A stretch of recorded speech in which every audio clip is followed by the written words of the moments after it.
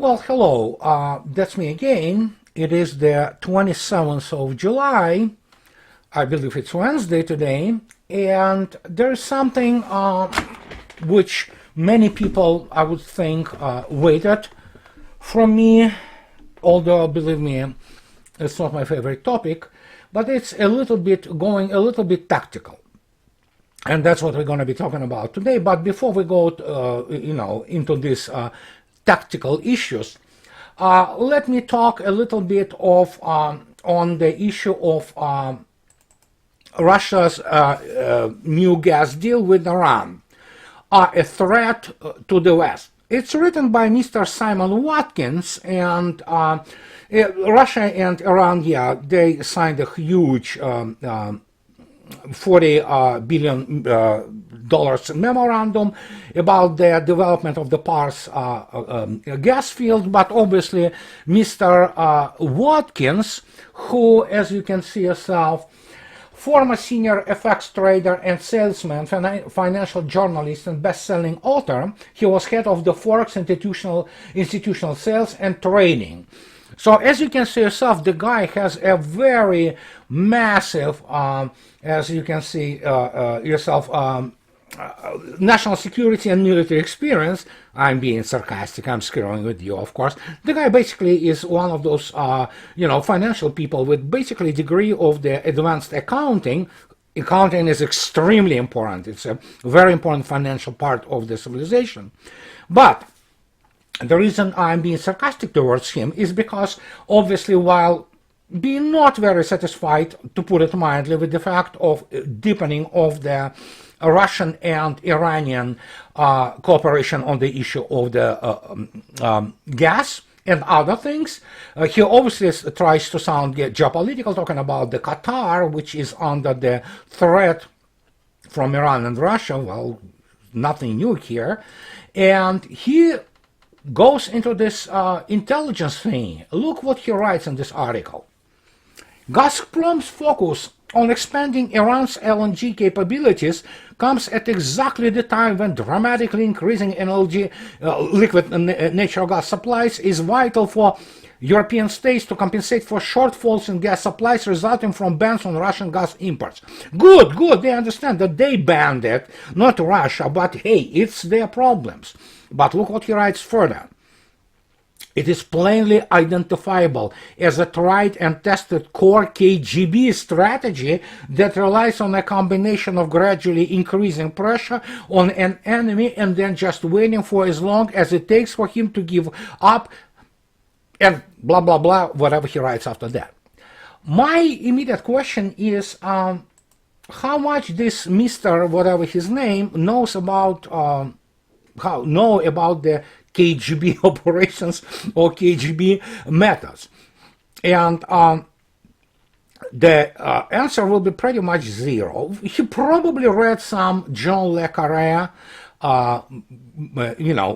or even James Bond novels. I can totally see that, and certainly he kind of got most of his information and knowledge, quote unquote, from those novels and spy movies, which of course have very little to do with any strategies, let alone what is called the operational games by what you would probably call today SVR, the Service of the Foreign Intelligence in Russia, FSB, which is primarily counterintelligence, and including things like running the Coast Guard and border troops, which is a whole other story altogether.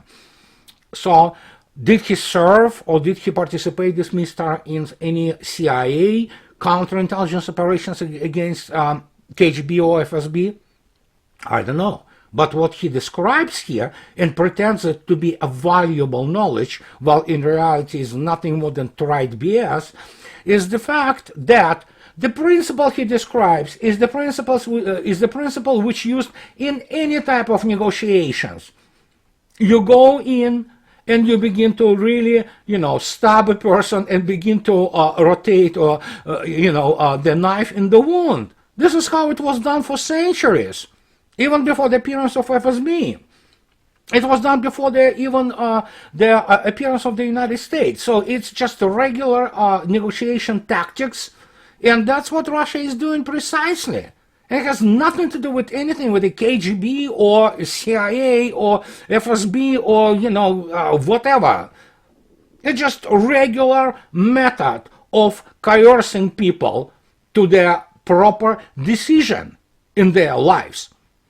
And it's done by men, women, it's done by people who have enough willpower and foresight to indeed increase pressure, especially when you know that the right is on your side, and then you attain the result you want.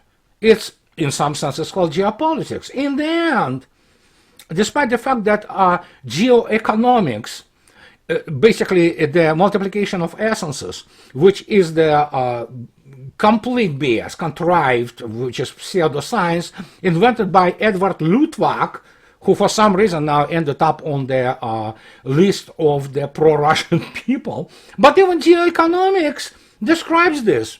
How you do that. That's how you fight on the market. That's how market forces operate also.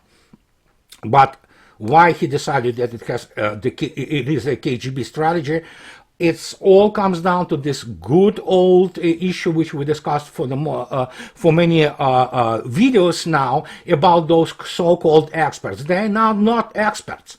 He might be an expert in trading with the gas or oil, but he's not an expert in military or intelligence practices.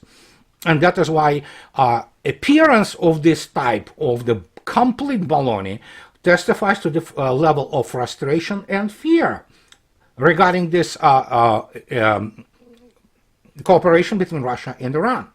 And in some quarters, yeah, they should be worried about it, especially for people who will be losing money on that. And Europe, no matter how you try, no matter how you try to perform this ballet, Europe will not be able to substitute Russian gas, unless, of course, Europe wants to commit final suicide, which it looks like many Europeans are ready to do so. But this is what I wanted to open my, so to speak, thing about this whole gas affair between Russia and Iran, and show that people who call themselves experts, they may be experts in some field, but they definitely have zero human and integrity and ability to concentrate on the subject matter without going and exposing themselves as clowns. But now to the issue of what I already mentioned, tactics and operational art, and which many people would love to hear. So let me start again, repeating the altruism. And this was, I was trying to not promote, push, educate, what have you, in my videos that, guys, everything you know, including about the tactics. I'm talking about the lay people who never attended military academies and, just know it primarily from all kinds of the videos and books and everything. Even tactics, let alone operational art, it is always a complex affair. There is always a very serious calculation and assessment and analysis, which is based on calculations. And before I proceed with the issue of tactics, if you wish, and as I promised in the beginning, especially regarding this much talked about offensive or counter-offensive of Ukrainian forces around Nikolaev and supposedly in Kharkov, let me put it this way again. I want to demonstrate to you that anything you know about tactics and operations has to be constantly updated and has to be constantly considered, that it's not just some kind of narrative or some stories told about how to use one type of the weapon or the other type of the weapon, or how deploy the platoon or company in the offensive or defensive, which is of course still very important. And I wanted to demonstrate to you the kind of tradition of this by pointing you out to this wonderful thing. It is called Operations Evaluation Group, report number 51, and this deals only with the part of the issue of the tactics and some operations, and this is related to the anti-submarine warfare in World War II. And you can download this thing easily, and that's how it's gonna look like. and it was compiled in 1946. It's a large PDF file. You can see yourself there, one of the links on this page. But also remember that you can simply, type in the OEG, Operations Evaluation Group Report number 51, and be transferred back to the 1946 and see for yourself how much math, physics, and everything of this nature goes into those operations. And this is just one of the examples. So the mathematics and physics and calculations and probabilities and all that have been already at hand, I mean, not only then, in the 1940s, during World War II, as I already stated, during World War I, general staffs already had the mathematical instruments and calculations, especially in terms of the assessment of the operations. Again, remember, the start of the operational research is 1915, which with Osipov, a Russian mathematician, writing this piece, which is called the estimation or estimates of the victims of war. This is when you first see the Osipov, later Lanchester, in general, Osipov-Lanchester attrition model. And everything starts from that. So, this is one thing. But, going back to our tactics, if you wish, and the counter or offensive, if you wish, which everybody is talking about in terms of VSU mounting this, thing which finally will basically, kick Russian ass and liberate whatever, Kherson, or push Russians away from Kharkov. Let me start with this. Here is the statement by the the head of the military civilian administration in the Kharkov Oblast, which most of it is, not most, I mean, half of it is essentially under Russian control, except for the city of Kharkov, which will be liberated at some point of time. And that's what Vitaly Ganichev, who is heading this administration, writes about. And here's in Russian, I will translate it for you. In the VGA, which is the Военно-гражданская администрация or military civilian administration, they consider that attempts of the counteroffensives by VSU or Armed Forces of Ukraine in Kharkov Oblast are impossible. And that's what Ganichev says, that this counteroffensive leads to very serious losses. And what he says that basically rumors about counteroffensive, not to necessarily that they are not true. They obviously have behind those rumors some real facts of the attempts of the attacks, but in reality those attacks and the objectives which pursued in those attacks are absolutely unachievable. And as the result, each time any attack by Armed Forces of Ukraine is undertaken and blown out of proportion by the Ukrainian media, and of course after that Western media, it all results in the catastrophic losses of the attacking forces. And that's what basically people in Kharkov say, and pretty much the same is stated by people in around Kherson, which obviously these are two main directions, so to speak, one south, one north of the front, which everybody talks about. And here's the issue which I want to talk to you about in very kind of specific way. First, there is definitely concentration of forces. We know that by different estimates, and again, don't quote me on that, I'm taking it from the open sources and make my own conclusion, or sometimes follow conclusions of the sources which I know are reliable.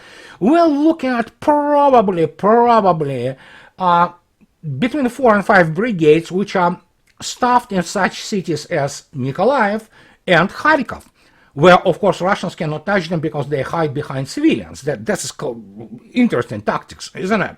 So, and of course we have another 10,000 of cannon fodder being trained urgently in Poland by the American instructors and advisors, which is, they will be cannon fodder no matter what. And here is why this counter-offensive is, no, it's possible. You can still mount it, make no mistake. But the point is that for anybody who have any idea about the, in general, tactics and operations of the serious combined arms operations, it will be very easy to understand why it's going to end up in final catastrophe and recapture, or not recapture, basically liberation of Nikolaev, as an example. And let me show you why. And the reason I speak that, and even the head of the Kharkov administration says that some rumors have the ground behind them, is very simple. This is the photograph of the today from TASS of the Antonovsky Bridge in Kherson. And the reason the armed forces of Ukraine are so fixated on this bridge, because obviously this is the bridge which is one of the main supply logistic arteries. There are other bridges up the stream of Dnieper which you can still use, but obviously this bridge brings us directly to Kherson. And as you can see yourself, there are constant attacks by mostly multi-launch rocket systems, MLRS, and including the American HIMARS. Most of them are shut down, but some of them leak, so to speak. But as you can see yourself, they do not produce much damage, really. And even if to consider, they showed also in the other photo a couple of the holes from HIMARS, and one has to ask the question, I mean, are those things really that effective as they try to present them? Looks like they are not. But here's why VSU, so to speak, apart from PR things, obviously, you know, bombing those bridges, wants to really cut this supply line, which is not going to help them in the end anyway. But still, you know, they're trying to do this also for PR purposes, and trying to convince all those people in US Congress and in US media and lobby firms which work overtime in shifts for Ukraine in Washington, D.C. to do this. Look at that. Here's your Nikolaev Kherson area. This is, as you can see yourself, the distance between Nikolaev and the distance between Kherson. As you can see yourself, this distance is 34.8 miles. Well, it's about 56 kilometers. But look at this attentively. What happens here? As you can see yourself, that terrain is nothing more than just flat terrain with fields. That means it's almost completely opened, and there is nowhere to hide there. You can see yourself, it very clearly shows this. And I have to say that the same completely applies to the area of Kharkov. In other matter, that they have some limited forests anyway. So in other words, the main principle of the third stage, or third, we'll call it stage, warfare, which was defined by the Soviet military thinkers actually in 1980s, late 1970s, with the onset and development of the smart weapons and guided weapons, is this: if I can see you, I will kill you, and I can kill you, rather. And the problem, of course, for VSU's offensives, which everybody's talking about, but who knows if they will even happen, is the fact that if they get into this terrain, they are immediately annihilated. And if anybody visits my blog, I also explain the meaning of the offensive and counter-offensive and strikes in one of my latest posts. You can easily visit my blog and read it there.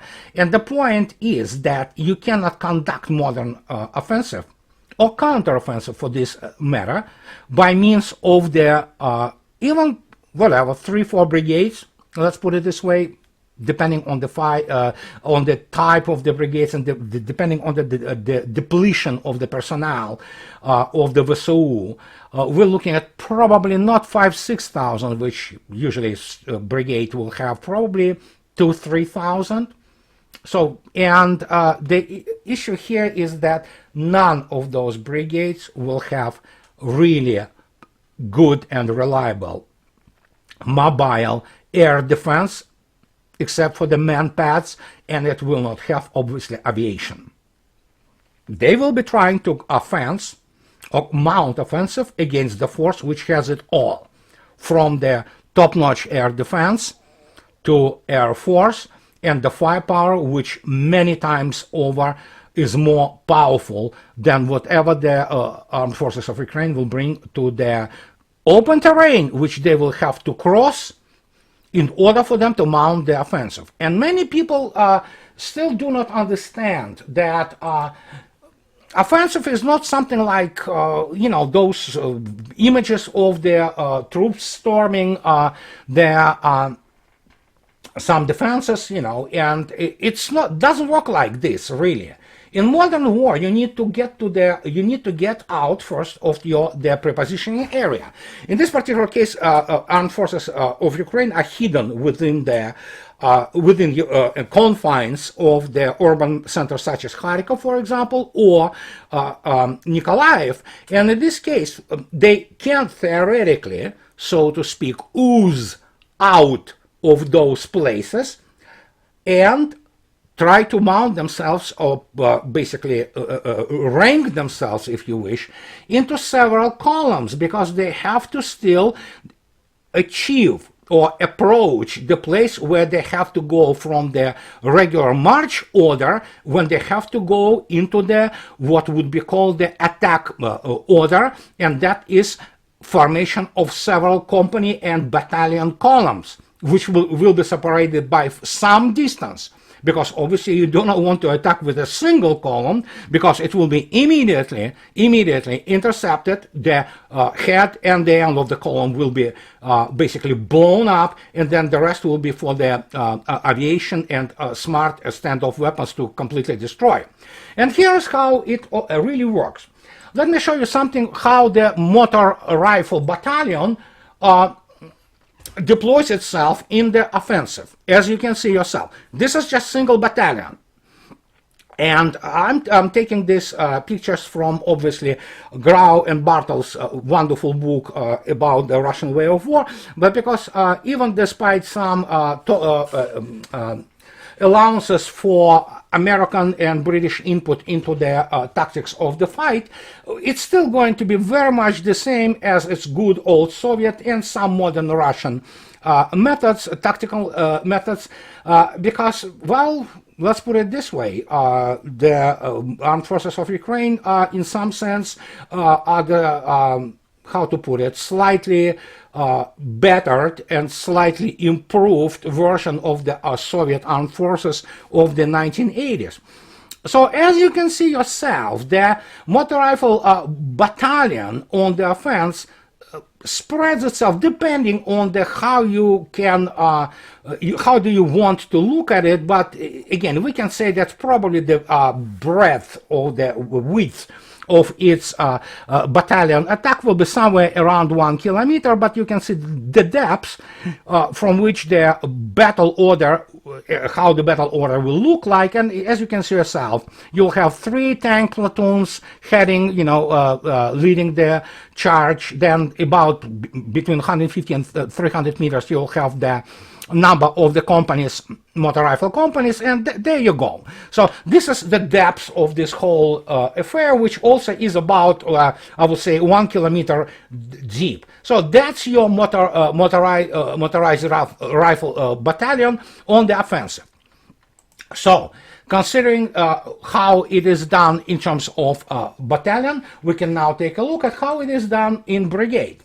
As you can see yourself, here are your battalions which go on the offensive, and as you can see yourself, we have at about just I will read it for you.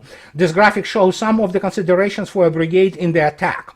The brigade attacks from the march with 2 reinforced motorized rifle battalions and the tank battalions minus abreast. The attack is weighted with 2 battalions in the south. Air defenses are well forward and on the flanks. And that's where we immediately start to look at the why Ukraine forces will not be able to do it. Because if you look even at this scheme or this drawing, as you can see yourself, you will see immediately that apart from the classic manpads, like anti-aircraft Igla manpads, you also will have the battery of Tunguska and even Tor M1 or M2, which will be deploying together with this rifle brigade, while you also have those stores in the middle of the order, offensive order, and you will have other air defense assets covering that more to the rear, and we're talking about the fairly medium range air defense systems like Buk M1, M2, and M3 in Russia, and even then you will be also within the so to speak responsibility zone of the brigades, separate air defense brigade. Armed forces of Ukraine don't have it. That's the issue. And you saw yourself the terrain they will be doing, in which they will be trying to attack. And so can you imagine now, let's say 3 brigades spreading themselves about, I would say, 5-6 kilometers before the lines of defense of Russian forces in Kherson, and spreading themselves into this front for the attack. There are immediately huge issues, isn't it? And obviously one of them is the very high accuracy of the smart munitions from such carriers as Su-34s, which can attack way above the ceiling of the even Stingers or what have you, while having ability to deliver absolutely, huge blows from the skies. Then you have, of course, the Russian huge advantage in MLRS, and of course then you have the army aviation from Su-25s and helicopters. None of this is available to Ukraine in any numbers which make any difference. They may probably provide a couple of Su-25s, maybe a couple of MiG-29s which they received from, I don't know, Slovakia or what have you, and they're not gonna last very long. They're probably gonna last about a minute or two after their takeoff. After that they will be shut down over the battlefield. And so when you have those brigades spread around all those beautifully empty terrains, you probably have an idea what's going to happen. And that is why we're talking about the pretty much physical impossibility not to mount. Theoretically, you can mount the offensive, but theoretical impossibility of achieving any tangible objectives or results while attacking Russian forces in Nikolaev-Kherson area or around Kharkov. Not to mention the fact that Russia can always bring some immense reserves which Ukraine doesn't have. And that is why we're hearing about those, attacks on the bridges. That is why we're hearing about those probing attacks by VSU, which usually end up with VSU being defeated and sustaining very serious losses. It is all clear. Most of it is for PR. Most of it creating the noise to basically come down to what what Ukraine already asked us of the United States 2 days ago, to give them free gas and oil. You know what? Next thing you know, they would want the United States to pay for everything in Ukraine, and that is coming. But believe me, it's already partially is implemented. But this is the tactical and operational reality on the ground, and essentially that will be, if you wish, as much as I don't like to use this parallel, a repetition on a smaller scale of the beating the 3-year-old kid in the sandbox as the United States did in 1991 and 2003 in Iraq against Saddam army, in a terrain which is perfectly suited for the tank warfare and search, detection and identification of the targets from the air. You all know what happened to Saddam's army. To the point that Anthony Cardesman even mentioned in his wonderful work about lessons of the campaign, that Iraqis didn't want to dig their tanks in the fixed positions. And so their barriers are made out of sand was no higher than the end of their trucks in height. So basically, pretty much the whole tank was exposed from the horizontal projection, and that is why M1 Abrams easily picked them out and blew them out when they were in their fixed positions. And then, of course, we know how the air power played the role. So pretty much you have the unfolding of this scenario here too. And that is why probing attacks will continue, but if they will mount, they still can, Zelensky doesn't care about, how many thousands of Ukrainians are dying.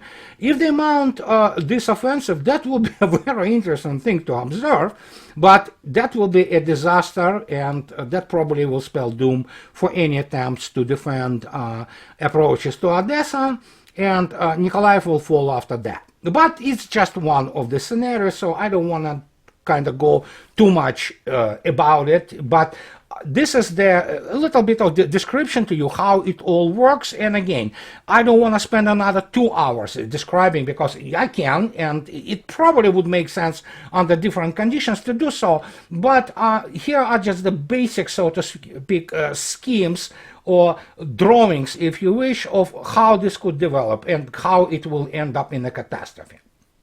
But to finish my, so to speak, presentation today, I want to point out to you this very important source of what is going on now in Ukraine today.